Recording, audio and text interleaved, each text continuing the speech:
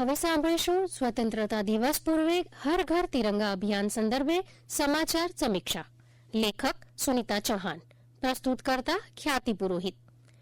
દેશની આઝાદીના 77 વર્ષ પૂર્ણ થવાના સુવર્ણ અવસરે દેશમાં હર ઘર તિરંગા ઝુંબેશનો પ્રારંભ થયો છે.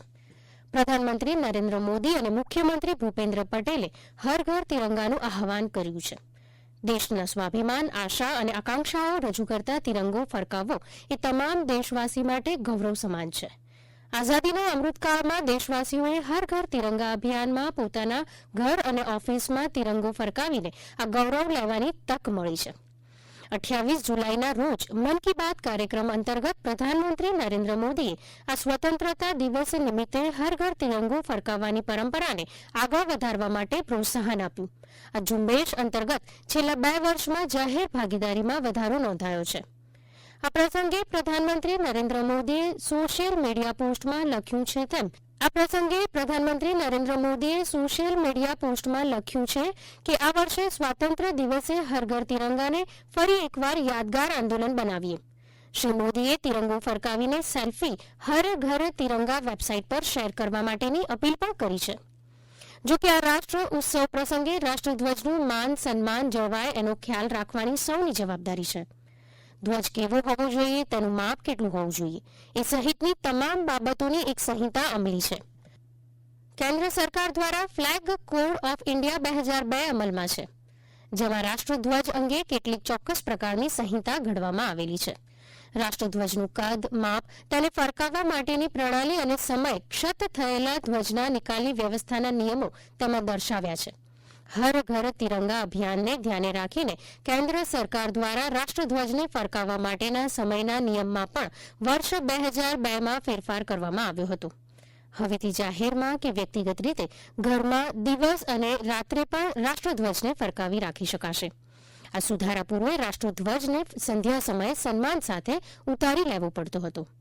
રાષ્ટ્રધ્વજને લંબચોરસ રાખવો ફરજિયાત છે, પણ તેના કદનું ચોક્કસ પ્રમાણ જાળવવું પડે છે. લંબાઈ અને પહોળાઈનું પ્રમાણ 3 અને 2ના ગુણાંકમાં રાખવું જરૂરી છે.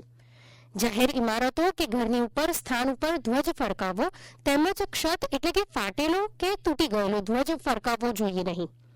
ફાટી ગયેલો ધ્વજ તુરંત જ ઉતારી લેવો જોઈએ.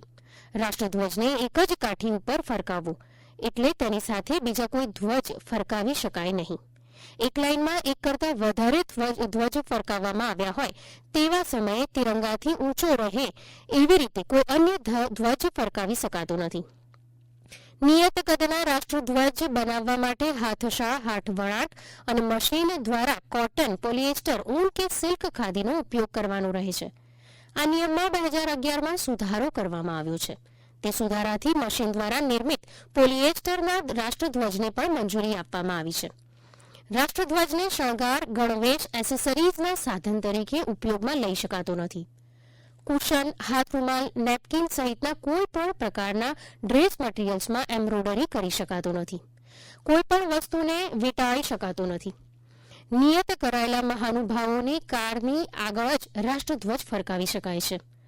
ક્ષત થયેલા રાષ્ટ્રધ્વજનો નિકાલ વ્યક્તિગત રીતે સળગાવીને કરવા એ ઇચ્છનીય છે, અથવા તો તેનો આદર સાથે અન્ય રીતે પણ નિકાલ કરી શકાય છે.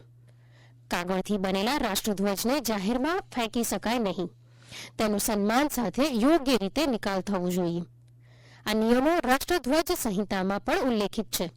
તેને ધ્યાને રાખીને રાષ્ટ્રધ્વજના પૂરા આદર સાથે હર ઘર તિરંગા અભિયાનને સફળ બનાવવા સૌ દેશવાસીઓને આહવાન કરવામાં આવ્યું છે.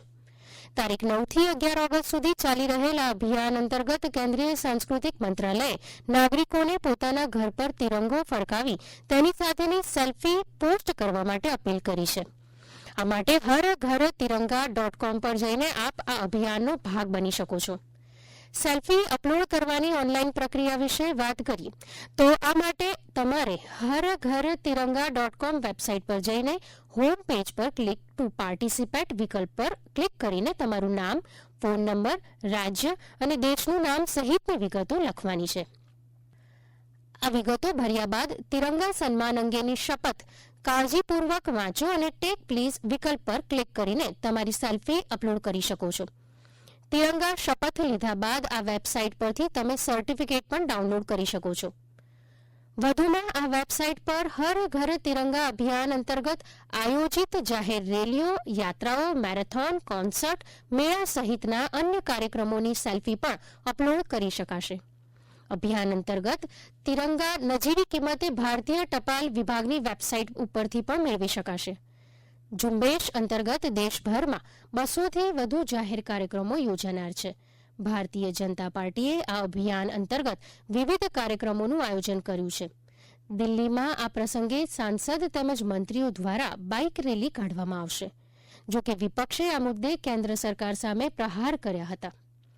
પક્ષ પ્રતિપક્ષના વિવાદોથી દૂર સ્વાતંત્ર્ય પર્વેનો ઉલ્લાસ અને ઉત્સાહ શેરીએ શેરીએ જોવા મળી રહ્યો છે.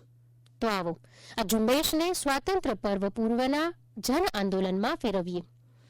આપ સાંભળી રહ્યા હતા સ્વતંત્રતા દિવસ પૂર્વે હર ઘર તિરંગા અભિયાન સંદર્ભે સમાચાર સમીક્ષા. લેખિકા સુનિતા ચૌહાણ અને પ્રસ્તુતકર્તા ખ્યાતિ પુરોહિત. આ પ્રસારણ આપ આકાશવાણીના અમદાવાદ વડોદરા કેન્દ્ર પરથી સાંભળી રહ્યા હતા. નમસ્કાર.